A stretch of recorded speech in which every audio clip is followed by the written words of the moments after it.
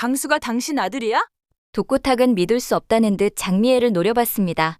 강수의 이야기가 나올 때마다 이상하리만치 예민하게 반응하던 그녀. 처음엔 우연이라 넘겼지만 갈수록 불안해하고 날카로워지던 그 반응에 독고탁은 이상한 낌새를 느꼈습니다. 결국 독고탁은 장미애와 오강수의 유전자 검사를 몰래 의뢰했고 그 결과 30년을 감춰왔던 진실이 눈앞에 펼쳐졌습니다. 장미애의 친자 99.9%, 독고탁은 장미애에게 속았다는 분노에 휩싸였고 아직 아무것도 모르는 강수는 이 충격적인 진실과 마주하게 될 날만을 앞두고 있었습니다. 애써 감춰온 30년간의 비밀이 들통나자 장미애는 두 눈을 질끈 감은 채 입술을 깨물었습니다. 그리고 그날 밤 독고탁에게 벌어진 믿을 수 없는 일. 지금부터 말씀드릴까 합니다. 강수한테 쓸데없는 이야기를 왜 해? 장미애의 목소리는 날이 서 있었습니다. 아무것도 모르고 잘 살고 있는 애를 왜 흔들어 놓느냐고.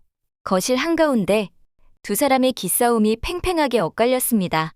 독고탁은 조용히 그녀를 바라보다가 천천히 입을 열었습니다. 당신 뭐 나한테 숨기는 거 있어? 장미애의 눈동자가 그 순간 살짝 흔들렸습니다. 하지만 그녀는 곧장 고개를 돌리며 말했습니다. 당신이 자꾸 이상한 말을 하니까 그렇잖아.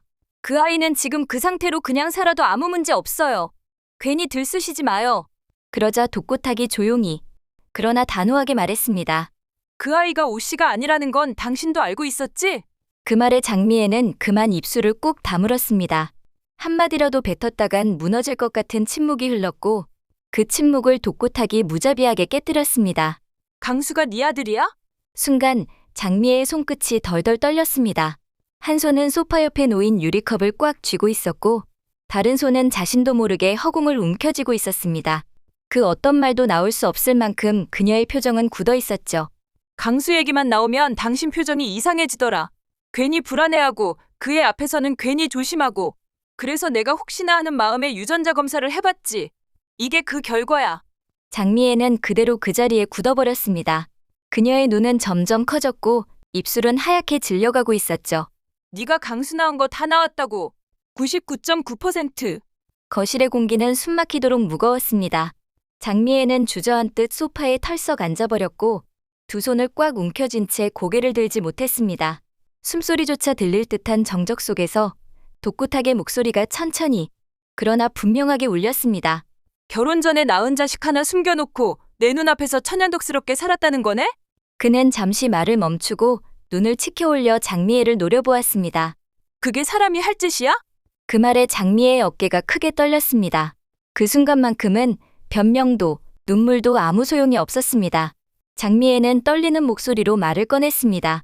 강수한텐 죄 없어. 그 아이는 아무것도 몰라. 지금도 자기 인생, 자기 자리인 줄 알고 살아가는 애야. 독고탁은 코웃음을 치듯 웃었습니다. 이쯤 되면 내가 묻고 싶다. 너 처음부터 이 집안에 들어온 목적이 뭐였냐? 사모님 소리 듣고 살다가 나중에 내 재산 강수한테 물려주려고 들어온 거겠지. 계산 딱 떨어지잖아. 장미애는 두 눈을 질끈 감고 피가 배어날 만큼 깊고 단단하게 입술을 깨물었습니다. 여보 부탁이야. 강수한테는 아무 말도 하지 말아줘. 그 아이가 이 사실을 알게 되면 감당하지 못할 거야. 하지만 독고탁의 눈빛은 싸늘했습니다. 간섭하지 마. 내가 앞으로 뭘 어떻게 할 건지는 내가 결정할 일이니까. 당신이 그러고도 사람이에요? 누가 해야 할 소리를 하고 있어? 네 자식 하나 술도가에 숨겨놓은 것도 모자라. 이젠 내 딸까지 그놈들 손에 넘기겠다고? 독고탁의 목소리는 갈라져 있었습니다. 숨을 몰아쉬는 듯한 그의 가슴은 격렬하게 오르내리고 있었고 눈빛은 더 이상 인간의 그것이 아니었습니다. 장미애, 넌 두 집안을 동시에 망친 여자야. 그 말과 동시에 그의 시야가 흐려졌습니다. 한쪽 손으로 벽을 짚으려다 허공을 허우적거렸고 장미애가 비명을 지르기도 전에 그의 몸이 그대로 바닥으로 쓰러졌습니다. 장미애는 무너져 내리는 그의 몸을 향해 달려가 양 어깨를 잡고 소리쳤습니다. 여보, 정신 좀 차려요, 여보. 거실 바닥엔 그가 마지막으로 손에 쥐고 있던 유전자 검사 결과지가 나뒹굴고 있었습니다. 99.9% 일치라는 검은 글씨가 세상의 모든 비밀을 대신 말해주는 듯 했습니다. 아르바이트를 하던 세리는 엄마 장미애에게서 연달아 온 부재중 전화를 보며 얼굴을 찌푸렸습니다. 그때 화면에 엄마라는 이름이 다시 떴습니다. 여보세요? 엄마 왜? 지금 아르바이트 중이야. 전화기 너머에서 들려온 목소리는 단 한마디로 세리의 가슴을 철렁 내려앉게 했습니다. 세리야, 아빠가 쓰러지셨어. 뭐? 세리는 순간 말이 막혔습니다. 지금 병원이야. 심장 쪽이래. 더는 설명을 들을 틈도 없었습니다. 세리는 그 자리에서 가방을 들고 그대로 뛰쳐나갔습니다. 어디예요? 무슨 병원인데요? 목소리가 떨렸고 손에 쥔 휴대폰은 땀으로 미끄러졌습니다. 삼성 서울병원 6층. 알았어요. 금방 갈게요. 엄마 옆에 꼭 있어요. 알았죠? 전화를 끄는 세리의 눈가엔 벌써 눈물이 맺히고 있었습니다. 병실 문이 조용히 열렸습니다. 세리는 숨을 가쁘게 몰아쉬며 안으로 들어섰고 침대에 누운 독고탁을 보는 순간 그대로 굳어버렸습니다. 엄마! 세리의 목소리는 거의 속삭임에 가까웠습니다. 장미애는 고개를 들고 잠깐 미소를 지었습니다. 세리야, 이제 괜찮아. 심장 쪽 문제였는데 다행히 큰 고비는 넘겼대. 세리는 천천히 아버지 곁으로 다가갔습니다. 산소 마스크를 낀 채 눈을 감고 있는 독고탁은 늘 나를 세우고 있던 그 사람과는 전혀 다른 모습이었습니다.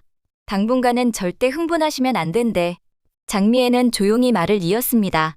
그래서 그냥 내가 계속 옆에 있어야 할 것 같아. 세리는 말없이 고개를 끄덕였습니다. 엄마 옷까지 좀 챙겨다 드릴게요. 며칠 집에 못 들어가실 거잖아요.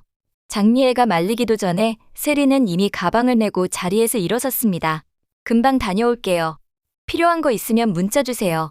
그렇게 말하고 병실 문을 조용히 닫은 세리는 다시 한번 긴 숨을 내쉬었습니다. 무겁고 이상한 예감이 그때부터 들기 시작했습니다. 세리는 익숙한 듯 현관문을 열고 들어와 거실 한복판을 지나 엄마의 방으로 들어갔습니다. 조용한 방 안. 서랍을 열고 셔츠를 꺼내다 말고 화장대 위에 놓인 얇은 봉투 하나에 시선이 멈췄습니다. 유전자 검사 결과. 봉투 앞면에 적힌 그 문구를 본 순간 세리의 심장은 한 박자 늦게 쿵 내려앉는 듯 했습니다. 유전자 검사? 세리는 천천히 봉투를 열어 문서에 적힌 내용을 찬찬히 읽어내려갔습니다. 검사 대상자 1. 장미애. 검사 대상자 2. 오강수. 일치율 99.9%. 장미애. 오강수. 일치율 99.9%? 문서를 쥔 세리의 손이 축 내려가며 그녀는 그대로 의자에 털썩 주저앉았습니다. 엄마가 오 팀장님의 엄마라고? 그럼 오 팀장님이 내 오빠라는 얘기야? 세리는 다시 고개를 들어 문서를 바라봤습니다. 일치율 99.9%라는 수치는 잔인할 만큼 또렷했습니다. 말도 안 돼. 교수님의 동생이 내 오빠라고? 순간 손끝에 힘이 풀리며 유전자 검사 결과지는 바닥에 툭 떨어졌습니다. 세리는 얼어붙은 듯 움직이지 못한 채 조용히 입을 닫고 고개를 떨구었습니다. 그녀의 머릿속은 지금까지의 모든 기억이 거꾸로 재생되는 듯 어지럽게 휘몰아쳤습니다. 다음 회차에서는 세리가 감당하기 힘든 진실 앞에서 입을 다물지 아니면 입을 열지를 두고 깊은 고민에 빠지게 됩니다.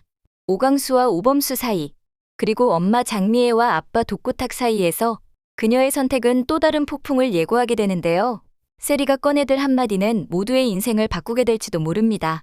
오늘 이야기는 여기까지입니다. 구독과 좋아요는 제가 영상을 제작하는 데 큰 힘이 됩니다. 감사합니다.